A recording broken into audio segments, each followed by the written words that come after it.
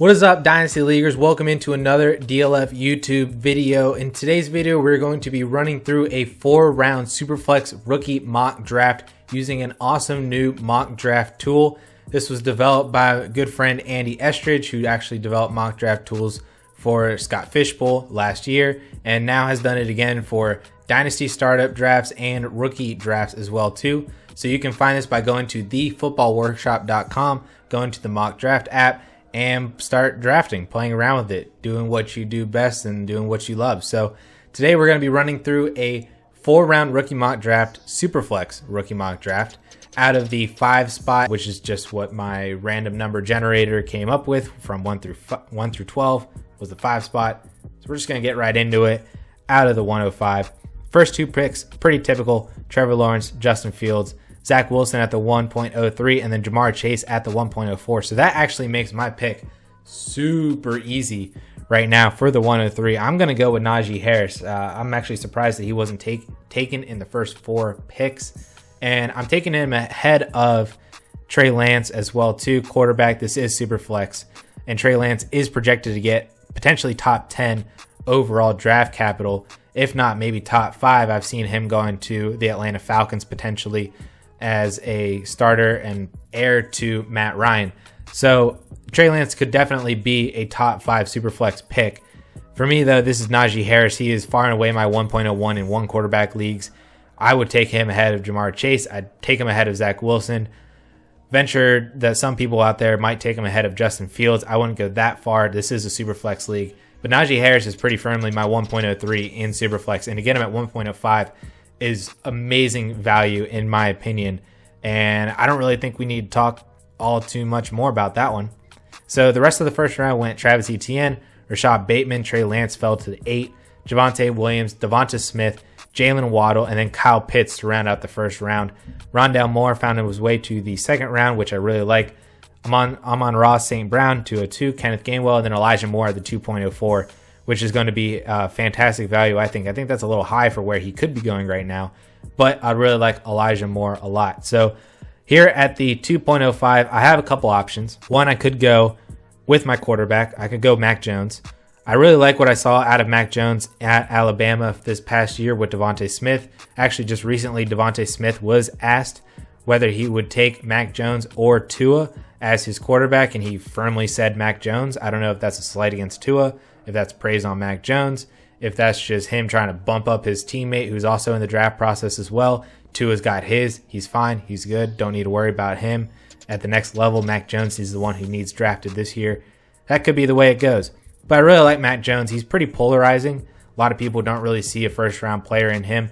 I see a potentially top 5 quarterback in this draft class, if not maybe better than Trey Lance, although Lance gets the edge for a running quarterback as well. But I really like Matt Jones. I really like his skill set. If he ends up going to a place like Pittsburgh, which I'm really hoping he does as a Steelers fan, as the heir apparent to Ben Roethlisberger, if he finds his way there or another quarterback needy team in that, teen to 20s range, I think he could absolutely be a smash steal in the second round of a Superflex, which is actually where I'm ended up going. I've talked myself into it now.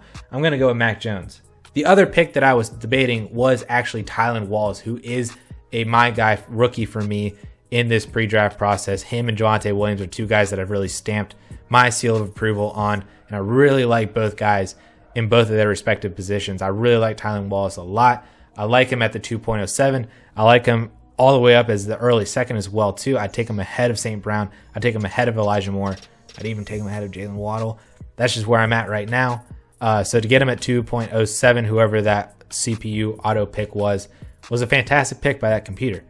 So now I'm up again, 3.05, Terrace Marshall, Tylan Wallace, Brevin Jordan, Seth Williams, Pat Freiermuth, Hubbard, Diami Brown, Trey Sermon, Kadarius Toney, third rounder, Kyle Trask, and Tamorian Terry rounded out the first 4 picks of the third round. So here, I don't really have another decision. It's pretty clear to me who I'm going to go with, which is actually Jamar Jefferson. I really like him a lot as a top 10 running back in this draft class. I'm hoping for solid draft capital for him.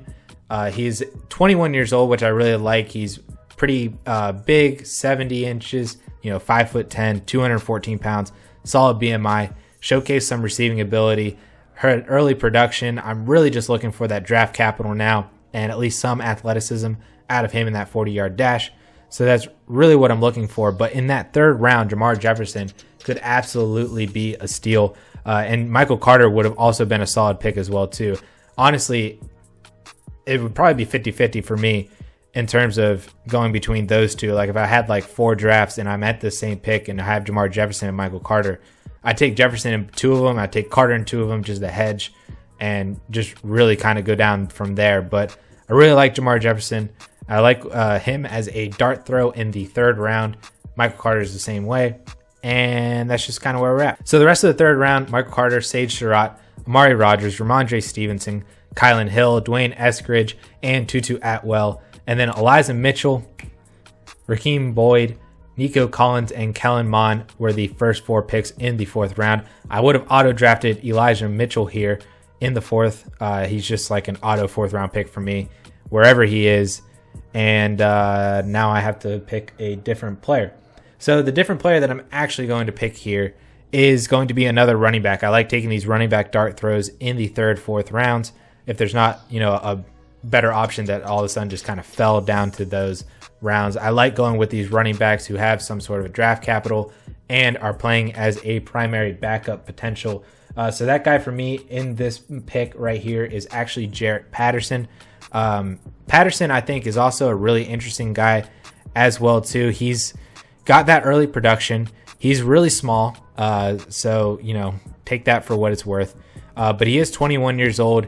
He had 2,000 yards from scrimmage in his early years as well. Doesn't showcase a lot in his pass catching ability, but I really liked what Jarrett Patterson was able to do out of Buffalo. And as a 4th round pick, as a dart throw at this point in the draft process, late February, I'm going with Jarrett Patterson, and the NFL draft might tell me otherwise. If he's a 7th rounder or undrafted, that's just kind of how it might go. But that's at least where we're at right now with him and with this draft. So Najee Harris, Mac Jones, Jamar Jefferson, and Jarrett Patterson all out of the 5 spot in this 4-round Superflex mock draft. I really like that team a lot. So guys, thank you all so much for tuning in. Please make sure to check out this mock draft app if you guys just want to, kill some time, practice some of your drafting, see where some players are stacking up in your rookie mocks. Get on this football workshop mock draft. It's amazing. It's super fun. Also, guys, please make sure that you are subscribed to the DLF YouTube channel. Like this video, hit that notifications button to be notified every time that we drop a video. And we're going to be taking you guys all the way through the NFL draft and into the summer with rookie content dispersed all the way through these videos. And we're doing a lot of awesome stuff from the YouTube content side. I'm devoting a lot more time into this. Hopefully y'all have noticed in this short amount of time as well that the videos are kind of substantially better. But that is where we're at right now. So thank you all so much for tuning in and watching. We will catch you guys later.